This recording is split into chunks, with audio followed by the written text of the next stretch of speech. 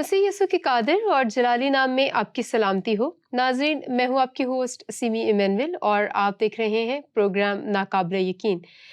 नाज़रीन, आपको भी हम खुशामदीद कहते हैं और पास्टर साहब को भी, पास्टर शर्जील खान साहब, आपको बहुत शुक्रिया। शुक्रिया सिस्टर। पास्टर साहब, गुज़िश्ता प्रोग्राम में हमने बात की मेटावर्स के बारे में और ग्रेट रीसेट के बारे में। जब हम इस सारे तसलसल में आगे बढ़ रहे हैं प्रोग्राम्स में, तो ये बताइए कि जिस तरह हम एक बातचीत कर रहे हैं कि नूह के ज़माने में जैसा हुआ था वैसा ही मसीह के आने के दिनों में होगा, तो हम अभी मसीह के आने के दिनों में मुखालिफ मसीह की बात कर रहे हैं। तो जब अगर नूह के ज़माने में वापस जाएं, तो उस वक्त कौन था जो मुखालिफ मसीह की तरह एक्ट कर रहा था? शुक्रिया सिस्टर। यकीनन ये मुनासिब सवाल है और होना भी चाहिए कि हज़रत नूह के ज़माने में कोई शख्स नज़र नहीं आता जो दुनिया पर कंट्रोल कर रहा हो या दुनिया पर हुकूमत कर रहा हो जिसे मुखालिफ मसीह का नाम दिया जा सके। लेकिन इसकी मिसाल हमें आगे मिलती है। बाइबल मुक़द्दस ने हमें कभी भी बेगवाह नहीं छोड़ा। ऐसी शहादतें और ऐसे वाक़यात मौजूद हैं जो इस बात की वजाहत देते हैं कि आइंदा ज़माने में क्या होगा, जिन्हें नबूवत के पैटर्न्स कहा जाता है या प्रोफेटिक पैटर्न्स ये कहा जाता है। और वो है पैदाइश की किताब के 11वें बाब में, सही, जहाँ पर हम एक शख्स के बारे में बड़ी बात सुनते हैं कि उस शख्स का नाम वहाँ पर मौजूद है। उस शख्स के बारे में एक उसके करैक्टरिस्टिक को बयान किया गया कि नमरूद सा शिकारी सूरमा। और फिर एक और बात उसके बारे में कही गई, उसके करैक्टर के बारे में या उसके किरदार के बारे में, कि खुदावंद के सामने नमरूद सा शिकारी सूरमा। तो ये ऐसी फ्रेजेस हैं, ऐसे जुमले हैं जो, या खिताबात कह लीजिए, कि जो हर शख्स के बारे में नहीं है। कुछ खास बात इन अल्फाज में मौजूद है। ये कलाम खुदा है जहां पर एक एक लफ्ज के कुछ खास माना होते हैं। आमीन। तो इसी वजह से यहाँ पर इस शख्स का जिक्र किया गया है और उस शख्स के ज़माना में एक बहुत बड़ा वाक़या है जिसका जिक्र साथ में मौजूद है। हमें उस पर फोकस करने की ज़रूरत है। सही। हम उस चीज़ को समझेंगे तो फिर हमें ये ग्रेट रीसेट भी मज़ीद समझ में आएगा और एंटी क्राइस्ट भी आसानी से समझ में आएगा। सही। आज हम उस शख्स की ज़िंदगी, शख्सियत, पर्सनैलिटी या उसके करैक्टर से हम एक आने वाले दौर में एक ऐसी शख्सियत और पर्सनैलिटी को जानेंगे जो इस दुनिया पर हुकूमत करने वाला है। सही। ठीक है। और यहाँ पर लिखा है पैदाइश की किताब उसका 11वां बाब उसकी पहली आयत मुक़द्दसा से, और तमाम ज़मीन पर एक ही ज़ुबान और एक ही बोली थी। ये है मेटावर्स, ये है ग्रेट रीसेट, ग्रेट नैरेटिव है। इसके पीछे ग्रेट नैरेटिव है तो ये सिलसिला है। और वो कैसे है? हज़रत नूह है, उनके ख़ानदान में 3 बेटे हैं, सिम, हाम, याफ्त। उनकी बहुएं हैं जिनके नाम यहाँ जिक्र मौजूद नहीं, लेकिन और साथ में उनकी अहलियां हैं। सही, तो कुल 8 अफराद हैं। उनके 3 बेटों की नस्लें आगे जिक्र किया गया। ठीक है। वो पैदाइश की किताब के 10वें बाब में है। उनकी वफात हो चुकी है हज़रत नूह की, वो इस दुनिया से रहलत कर चुके हैं, और उनके बेटे जो हैं उनकी नस्लों का जिक्र यहाँ पर तफसीलन मौजूद है। उनमें से एक शख्स की नस्ल से ये शख्स पैदा हुआ है जिसका नाम नमरूद है। और जितने भी वो तीनों बहन भाइयों की औलादें हैं वो सब के सब काफ़ी इधर उधर के इलाकों में भी रहते हैं, लेकिन वो करीब करीब हैं शायद, और उन सब की एक ही ज़ुबान है। बिल्कुल ठीक। क्यों उनकी एक ही ज़ुबान है? क्योंकि वो तूफ़ान से डरे हुए हैं। उन्होंने तूफ़ान के असरात देखे हैं, इस वजह से उन्हें मालूम है कि हम कहीं दूर दूर गए तो कहीं हम भी बह के कहीं गायब ही ना हो जाएं, सफ़ा हस्ती से मिट ना जाएं। इसलिए वो सब साथ साथ हैं। सही। दुनिया पर वेजिटेशन शुरू हो चुकी है, इतना बड़ा प्रॉब्लम नहीं है, दुनिया जो है वो जम चुका है, उसका कीचड़ वीचड़ सब खत्म हो रहा है, तो इसलिए इन्हें परेशानी नहीं है। जानवर भी मौजूद हैं, सब कुछ है, लेकिन फिर भी वो डरे हुए हैं। उनके दिमाग पे वो सारा असर अभी मौजूद है। तो जब वो डर मौजूद है तो उस डर से बचने के लिए वो एक दूसरे के साथ बड़े कनेक्टेड हैं। ठीक है। उन्होंने एक चीज डेवलप की है कि हम सब एक ही बोली बोलें। ठीक है। और उस जुबान को उन्होंने क्या है अपना मरकजी हिस्सा बना रखा है। ठीक है। हम इधर उधर भी ना जाएं।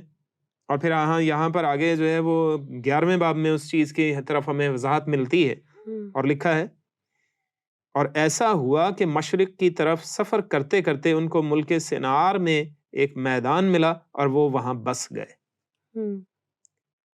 और मुल्क सिनार यानी आज का इराक का इलाका है, मेसोपोटामिया का इलाका है। उन्होंने आपस में कहा, आओ हम ईंटें बनाएं और उनको आग में खूब पकाएं سو انہوں نے پتھر کی جگہ اینٹ سے اور چونے کی جگہ گارے سے کام لیا. پھر وہ کہنے لگے کہ آؤ ہم اپنے واسطے ایک شہر اور ایک برج جس کی چوٹی آسمان تک پہنچے بنائیں اور یہاں اپنا نام کریں. ایسا نہ ہو کہ ہم تمام روئے زمین پر پراگندہ ہو جائیں. پراگندہ ہونے کا ڈر، اس چیز نے انہیں اکٹھا رکھا ہوا ہے، اس چیز نے انہیں ایک دوسرے کے ساتھ وابستہ کر رکھا ہے. یہی ورچوئل ریئلٹی ہے. یعنی انہوں نے اس چیز کو، اس پراگندگی کو جو کہ موجود نہیں ہے، اس کو ایک ہوا بنا لیا اپنے لیے، ایک ڈر بنا لیا ہے، اس کے بارے میں ایک تصور بنا لیا ہے کہ ہم پراگندہ ہو سکتے ہیں، ہم برباد ہو سکتے ہیں، ہمارے خاندان ختم ہو سکتے ہیں. تو ان کی کوشش یہ ہے کہ ہم حالات سے اس طرح سے مقابلہ کریں کہ ہم سب مل کر رہیں، ہم پراگندہ نہ ہو جائیں. وہ اس چیز کو انہوں نے اپنا ڈر بنا لیا. ڈر کی وجہ سے وہ ایک دوسرے کے ساتھ وابستہ ہے، جیسے کہ ورچوئل ریئلٹی ہے. وہ ڈر موجود نہیں ہے، اس کی کوئی حقیقت نہیں ہے، وہ مجازی حیثیت رکھتا ہے، لیکن اس کو انہوں نے حقیقت سمجھا ہوا ہے. اور اپنی دنیا میں جو حقیقت موجود ہے، جو ریئلٹی ہے، اس پر وہ ڈر غالب آ چکا ہے. اس وجہ سے وہ ایک دوسرے کے ساتھ وابستہ ہیں. ٹھیک ہے. انہوں نے کہا سفر بھی اکٹھے کر رہے ہیں، ایک جگہ پر جا کر بس بھی اکٹھے گئے، چلو ہم اپنے لیے ایک شہر بنائیں. انہوں نے شہر بنانا شروع کیا اور اس کے ساتھ کہا جی ایک برج بھی بنائیں جس کی چوٹی آسمان تک جائے. اور کیا ہو کہ ہم اپنا نام کریں. صحیح. دنیا میں اب بھی یہی سلسلہ ہے کہ لوگ اپنا نام کرنا چاہ رہے ہیں. ٹھیک. اور مل کر کرنا چاہ رہے ہیں. تھنک ٹینکس مل کر یہ ایک گریٹ نیریٹو آپ کو دے دیا، پھر اس کے پیچھے گریٹ ریسٹ موجود ہے جو آنے والا ہے، جس کی وجہ سے دنیا میں ان کا نام ہوگا. بالکل. کہ ہم نے دنیا کو بہت بڑی تباہی سے بچا لیا.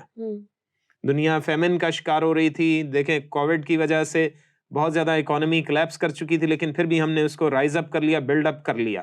تو یہ سلسلہ ہو جائے گا. تو اس وجہ سے دنیا میں یہ حالات پیدا ہو رہے ہیں. ادھر بھی یہی ہو رہا ہے. جب انہوں نے پھر شہر بنایا ہے اور وہ برج بھی بنانا شروع ہو گئے، درست، تو وہاں پر ان کا ایک شخص، ایک حاکم موجود ہے. صحیح. جس کا نام کیا ہے؟ نمرود. جس کے زمانے میں یہ ہوا ہے.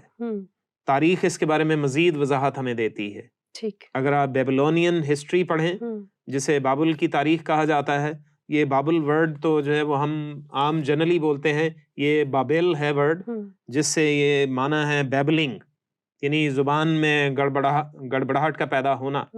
تو اس سے جو ہے وہ یہ بنیادی لفظ ہے. لیکن اس کے دو معنی لیے جاتے ہیں. تو انہوں نے اس چیز کو آگے کیا ہے فروغ دیا. نمرود نے سب کو کہا کہ سب میرے حکم کے تحت چلیں گے. صحیح. اور وہ لکھا ہے کہ وہ سب میں طاقتور شخص تھا. وہ شکاری سورما ہے، اور جب وہ سورما ہے تو اس کی حکومت ہے. ٹھیک. جس کی لاٹھی اس کی بھینس. ٹھیک. تو اس وجہ سے وہ پوری دنیا پر حکومت کر رہا ہے. دنیا کی پہلی سپر پاور اس کی ہے، اور وہ اکیلا اس کا حکمران ہے. سب نے اپنے اختیارات اس کے ہاتھ میں دے دیے. وہ جیسا کہہ رہا ہے ویسے ہو رہا ہے. اس کے ساتھ اس کی بیوی تھی جس کا ذکر بائبل مقدس میں موجود نہیں، لیکن تاریخ ہمیں بتاتی ہے. تاریخ کے طلباء اس بات سے واقف ہیں کہ اس کا نام سمیرامس تھا.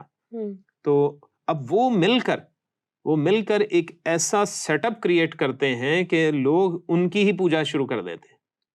لوگ نمرود کو دیوتا ماننے لگتے ہیں، جسے سن گاڈ یا سورج دیوتا مانا جاتا ہے. تو اور یہی مخالف مسیح کا پیغام ہے. مخالف مسیح اینڈ میں یہی کرے گا. وہ لوگوں کو وہ سب چیزیں فراہم کرے گا، فوڈ، شیلٹر، یہ سب کچھ فراہم کرے گا. ٹھیک ہے، کلودنگ، یہ سب، روٹی، کپڑا، مکان اس کی طرف سے آ رہا ہے، کیونکہ اس نے نشان دے دیا نا لوگوں کو، مارک دے دیا، جسے مارک آف دا بیسٹ کہا جاتا ہے. وہ نشان ان کے ماتھے پر یا داہنے ہاتھ پر ہوگا. ٹھیک ہے. تو جن کے نشان ہوگا وہی خریداری کر سکتے ہیں. درست. اسی طرح سے یہاں پر یہ شخص ہے کہ جو بھی ہماری بولی بولتا ہے، جو بھی ہماری زبان بولتا ہے، یہ صرف زبان کی حد تک ہی بات نہیں ہے، جو بھی ہمارے جیسے کام کرتا ہے، ٹھیک ہے، جو ہمارے ہی رنگ میں ڈھلا ہوا ہے، جو ہمارے ہی انداز اپنائے ہوئے ہے، وہ کیا ہے؟ وہ ہم میں سے ہے. تو یہ مخالف مسیح کا سیٹ اپ ہے جو یہاں نمرود نے تیار کر رکھا تھا. تو نمرود کے اس سلسلے کو یہ ہم دیکھ سکتے ہیں آج کے دور میں، آنے والے دور میں یہ مخالف مسیح کا سیٹ اپ ہوگا. یہ گریٹ ریسٹ کی طرف اس طرح سے بڑھا جائے گا. صحیح. اور پھر وہ آگے کیا کرتا ہے؟ وہ لوگوں کو یہ ساری ضروریات فراہم کر کے وہ کہتا ہے کہ ہم برج بنائیں. برج یعنی ایک ایسا ٹاور کریٹ کریں جس کی چوٹی آسمان تک چلی جائے. یعنی کیسا آرکیٹیکچر نظام ہے وہاں پر, کیسا تعمیراتی نظام ہے ان کے پاس کہ وہ لوگ مل کر آسمان کی چوٹی تک برج بنانے کے لیے تیار ہیں. یعنی ان کی حکمت دیکھیے, ان کی دانائی دیکھیے, ان میں سمجھداری کتنی زیادہ ہے. وہاں پہ لکھا ہے انہوں نے پتھر کی جگہ اینٹ سے اور چونے کی جگہ گارے سے کام لیا. صحیح. تو پتھروں کی جگہ اینٹوں کو کیسے بنایا گیا؟ اینٹ ہمیشہ جو ہے وہ آگ سے تپا کر بنائی جاتی ہے یا پکا کر بنائی جاتی ہے, مٹی کو تپایا اور اس کے بعد چونے کی جگہ گارے سے کام لیا. تو گارا جنرلی یہاں پہ گارے کا ورڈ ہے, یہاں پر ایکچولی یہ روغن نفت ہے, جسے رال بھی کہا جاتا ہے, یا موجودہ زبان میں ہم اسے کول تار کہتے ہیں, ڈامر کہا جاتا ہے, ٹھیک ہے, یا تارکول کہا جاتا ہے. صحیح. تو وہ تارکول کا استعمال کیا گیا ہے, ٹھیک ہے, اور اس کو جب اینٹوں کے ساتھ جوڑ دیا جائے گا تو وہ جلدی تو خراب بھی نہیں ہوتی. بالکل صحیح بات. اور یعنی میسوپوٹامیا کے علاقے میں وہاں پر روغن نفت کے گڑھے بہت تھے, وہاں پر کافی مقدار میں یہ چیز موجود تھی. صحیح. اس وجہ سے ان کو اس کی مشکل نہیں ہوئی. تو وہ اس کی ساتھ وہ اینٹوں کو اس کے ساتھ ملا کر وہ کیا ہے, ٹاور بنا رہے ہیں. ٹھیک ہے. اب آسمان تک جانے کے لیے برج خلیفہ جو ہے وہ 826 میٹر اونچا ہے, اور جب آپ اس کے جو ہے وہ اوپر والے کارنر پر یا ایج پر کھڑے ہوں یا سب سے اوپر والی منزل پر کھڑے ہوں تو یعنی لگتا ہے کہ آپ بادلوں میں پہنچ گئے ہیں. لیکن اس کا سٹرکچر دیکھنے کی ضرورت ہے کہ وہ بنایا کیسے گیا ہے, کس طرح سے اس کو تعمیر کیا گیا ہے. آج کے دور میں تو ترقی یافتہ دور ہے, انہوں نے مشینوں کے ذریعے بہت سے کام کیا, لیکن اس وقت مشینیں ویسے نہیں ہیں. وہ کس حکمت کے ذریعے انہوں نے اپنا ٹاور تعمیر کرنا شروع کیا ہوگا. انہوں نے سب سے پہلے اس کو جو ہے وہ یہ سرکولر اس کا ایک جیومیٹریکل سٹرکچر بنایا ہے, یعنی اس کی بیس اتنی بڑی بنائی ہے, اس کی بنیاد اتنی مضبوط اور بڑی بنائی ہے, بڑی سے بڑی عمارت کھڑی کرنا مشکل نہیں تھا. صحیح. اور جب اس کو بنایا ہے تو وہ اس طرح سے اس کی منزلیں چھوٹی کرتے چلے گئے اور اس کو اسپائرل شیپ میں بنایا ہے, یعنی اسپرنگ کی صورت میں ہے. صحیح. اور جیسے جیسے وہ اوپر جائیں گے وہ عمارت کیا ہے بلند ہوتی چلی جائے گی اور خود اپنی مضبوطی پر وہ قائم رہے گی. اس کو نیچے بنیاد فراہم ہوتی چلی جائے گی, اس کی نیچے والی منزل اس کو اوپر والی منزل کو بنیاد فراہم کرتی چلی جا رہی, جس وجہ سے وہ کیا ہے وہ عمارت انتہائی بلند ہوتی چلی جائے گی. اور انہوں نے بنایا, کافی اونچا بنا بھی لیا تھا, لیکن آگے کیا ہوا کہ خدا نے اس کو کیا کیا, اس کو وہیں پر رکاوٹ پیدا کی. ٹھیک ہے. خدا نے آ کر ایک سادہ سا سیٹ اپ کیا ہے. خدا نے کوئی ان پر آگ کے گولے نہیں برسائے, نہ ہی کوئی ایٹم بم مارا, کچھ بھی نہیں کیا. خدا نے صرف یہ کیا, ان کی زبانوں میں اختلاف ڈال دیا. ٹھیک ہے. یعنی جو ان کا مین ان کا گریٹ ریسٹ ہے, ٹھیک ہے, اس کا ایک کیل نکال دیا, صرف ایک سکرو نکال دیا. یعنی پلنگ کے 4 پایوں میں سے صرف ایک پایا نکال دیا. ٹھیک ہے. بلکہ جو ہے وہ ایک خاص لفظ ہے, اس کی چولیں نکالنی ہے, صرف ایک چول نکال دی, تو اس سے خود بخود وہ پورے کا پورا پلنگ دھڑام سے نیچے آ گیا. صحیح. خدا یہی وہاں پر بھی کر رہا ہے. اس نے اس سارے سیٹ اپ کو ختم کرنے کے لیے صرف ایک کام کیا کہ ان کی زبانوں میں اختلاف ڈال دیا. ٹھیک. ان کو ایک دوسرے کی بات اب سمجھ میں نہیں آ رہی. ٹھیک ہے. اور جب ان کو سمجھ میں نہیں آ رہا تو اب کسی سے کوئی پتھر مانگ رہا ہے تو وہ اینٹ نہیں دے رہا, وہ اس کو روغن نفت دے رہا ہے یا تارکول دے رہا ہے. تو کسی سے کلہاڑی مانگ رہا ہے تو وہ اس کو جو ہے کدال پکڑا رہے ہیں. تو اس طرح کی صورتحال ہو گئی ہوگی وہاں پر. بالکل ٹھیک. اور ان کو ایک دوسرے کی باتیں سمجھ میں نہیں آ رہی, تو وہیں پر معاملہ رک گیا اور اس کی حکومت بکھر گئی. ٹھیک ہے. نمرود کی ساری حکومت بکھر گئی اور لوگ وہاں سے دنیا کے مختلف علاقوں میں پراگندہ ہو گئے. ٹھیک ہے. یہی کچھ اب اس کا جو ہے عملی اطلاق ہوتا ہے ادھر مخالف مسیح کی گورنمنٹ پر. صحیح. یہ ایک شخص ہے جس کے بارے میں ہمیں یہ بتایا گیا کہ اس طرح سے ہوا, خدا نے بیچ میں انٹروین کیا, خدا نے خود بیچ میں مداخلت کی. درست. لیکن یہ سارا واقعہ کیوں لکھوایا گیا؟ یہ نبوت ہے, تاکہ ہم اس معاملے کو جان سکیں کہ آگے کوئی بہت بڑا واقعہ ہونے والا ہے. صحیح. اور وہ ہے مخالف مسیح کا واقعہ, جس میں پوری دنیا پر حکومت اس کی ہوگی. وہ پوری دنیا کے سارے اس کے کھانے پینے کے نظام کو اس کے اکانومی کے نظام کو اور دوسرے تمام جو انتظامات ہیں ان سب پر حکمران وہی ہوگا. سیاسی حکمران بھی وہی ہوگا اور مذہبی بھی حکمران وہی بننے کی کوشش کرے گا. ٹھیک ہے. جیسا کہ اس میں نمرود نے کیا تھا. اس نے کہا تھا میری پوجا کرو تو مذہبی حکمران بن گیا. اب یہ کہتا ہے میں ہی سورما ہوں، میں ہی بادشاہ ہوں، تو سیاسی حکمران بھی یہی ہے. تو اس وجہ سے یہ مخالف مسیح کی سب سے بڑی علامت مانا جاتا ہے. اور اس کے بعد وہاں مخالف مسیح بھی اسی طرح سے کرے گا کہ جس کو جتنی ضرورت ہے اتنا کھانا فراہم کیا جائے. اور کس طرح سے؟ جو ہماری بولی بولے گا، جو ہمارا نشان لے گا، اس کو خوراک مہیا کی جائے گی، اس کو روٹی، کپڑا اور مکان فراہم کیا جائے گا. ٹھیک ہے. جیسے نمرود نے کیا تھا. صحیح. اور انہی چیزوں کو آگے وہ مزید پھیلاتا چلا جائے گا پوری دنیا پر. کمپنیز اس کے سیٹ اپ یا اس کے کنٹرول میں آ جائیں گی، ادارے اس کے کنٹرول میں ہوں گے، حکومتیں اس کے کنٹرول میں ہوں گی، اختیارات اس کے کنٹرول میں ہوں گے. وہ ان سب چیزوں کو خود بیٹھ کے چلائے گا. اور اس کو چلانے کے لیے اس کے پاس ایک خاص سیٹ اپ ہونا چاہیے جو ساری ان انتظامات کو، اداروں کو ایک ہی رسی میں پرو دے.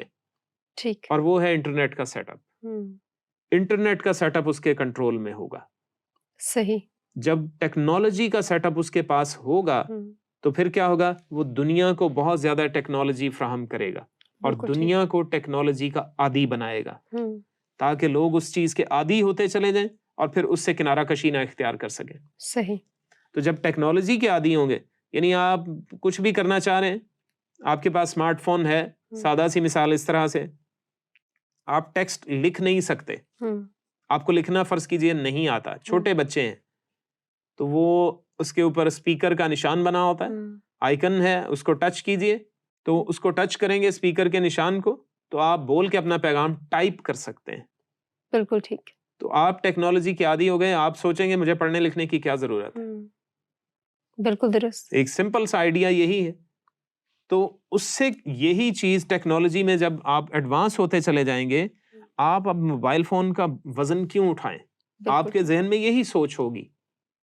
اس لیے جو میٹا بریسلیٹس تیار کیے جا رہے ہیں، جو ڈیجیٹل بریسلیٹس تیار کیے جا رہے ہیں، ان کے اندر موبائل فون موجود ہے. ٹھیک ہے. آپ نے چوڑی کی صورت میں، بریسلیٹ کی صورت میں اسے پہنا، آپ اس پہ ٹچ کریں گے تو آپ کے ہاتھ کے اوپر، آپ کی کلائی کے اوپر کیا ہے یا ہتھیلی کے اوپر وہ پوری اسکرین بن جائے گی جو ورچوئل ہے، جو حقیقت میں نہیں ہے، وہ صرف اس کا امیج آ رہا ہے. لیکن جب آپ اس پہ ٹچ کریں گے تو سارے سسٹمز کام کریں گے. آپ نے کال ملانی ہے، آپ نمبر ڈائل کیجئے، اسی سے ڈائل ہو جائیں گے. آپ نے ویڈیوز دیکھنی ہے، اپنی ہتھیلی پر دیکھتے رہیے، جب چاہے اسے بند کر لیں، کوئی مشکل نہیں. تو یہ سیٹ اپ جب ہوگا تو آپ موبائل فون خرید کے اپنا بھاری جیب میں اٹھانے کی زحمت بھی نہیں کریں گے، تو آپ اسی کو یوز کرنا شروع کر دیں گے. پھر موبائل فون چھننے کا خطرہ، تو اس سے آپ بچیں گے. تو آپ ٹیکنالوجی کو اپناتے چلے جائیں گے. صحیح. ایران میں باقاعدہ سرجریز جو ہیں وہ روبوٹ کر رہے ہیں. ایران وہاں پر سرجریز روبوٹ کر رہے ہیں. ڈاکٹرز نے اسے صرف کمانڈ دے دی ہے کہ یہ سرجری کرنی ہے اور اس طرح سے کرنی ہے. تو باقاعدہ مائکرو سرجریز بھی جو ہے وہ روبوٹس کر رہے ہیں. یہ ایران کی بات میں بتا رہا ہوں، it is on the record.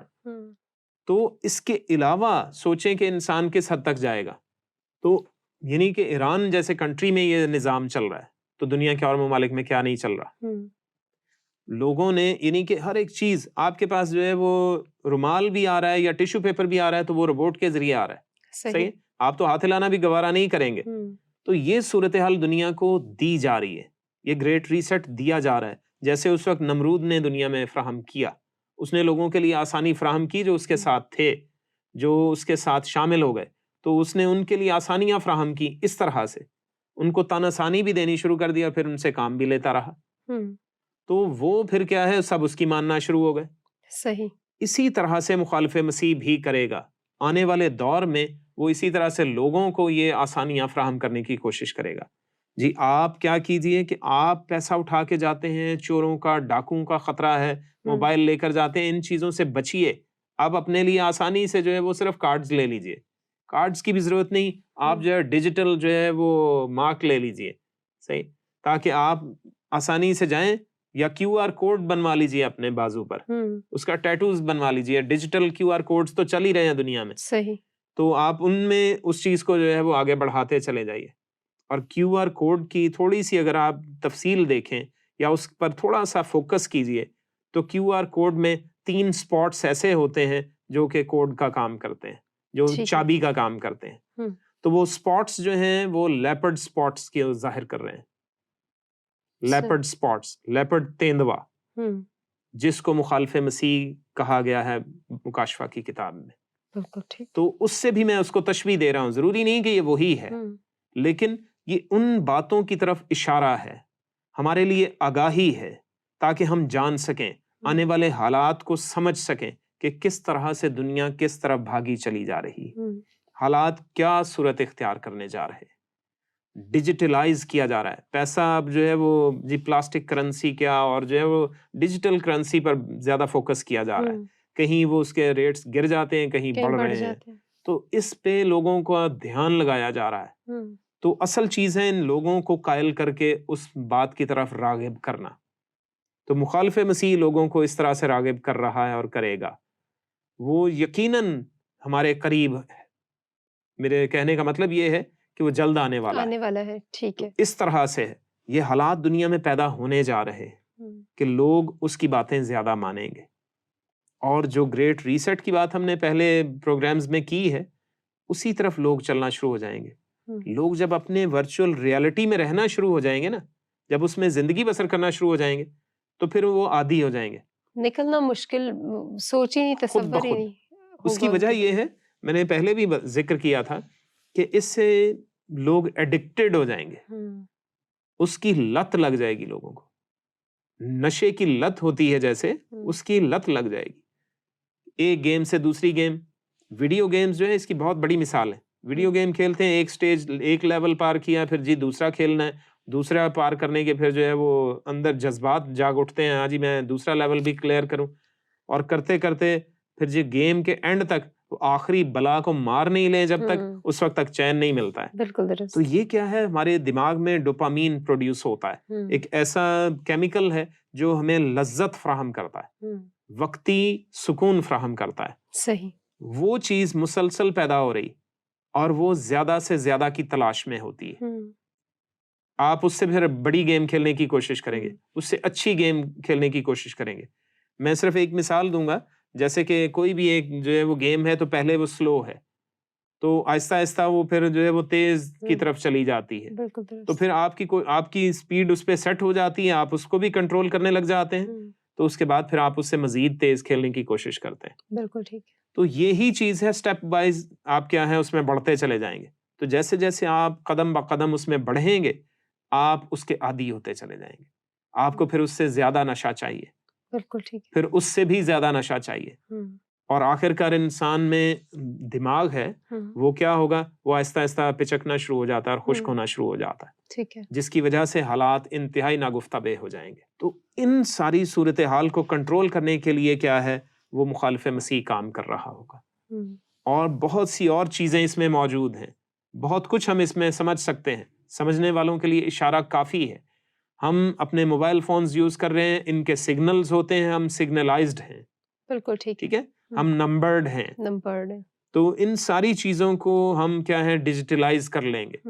ہم، ان ساری چیزوں کو ہم ایک پلیٹ فارم پر لا رہے ہیں, ہم سارے ڈیٹا بنا رہے ہیں, ڈیٹا ٹرانسفر کیا جا رہا ہے, ڈیٹا بیچا جا رہا ہے, ڈیٹا خریدا جا رہا ہے, یعنی پرسنل ڈیٹاز, اس پر بزنس ہو رہے ہیں, ہم، اس پر پیسہ کمایا جا رہا ہے اور پیسہ دیا جا رہا ہے. تو صحیح. یہ ساری چیزیں کیا ہیں, انسان کی سوچ اور تصور کو ظاہر کر رہے ہیں. ہم، جب سب اس چیز کے عادی ہو جائیں گے تو پھر ایک ہی بولی اور ایک ہی زبان ہوگی, ہم، تو مخالف مسیح ظاہر ہو جائے گا. صحیح.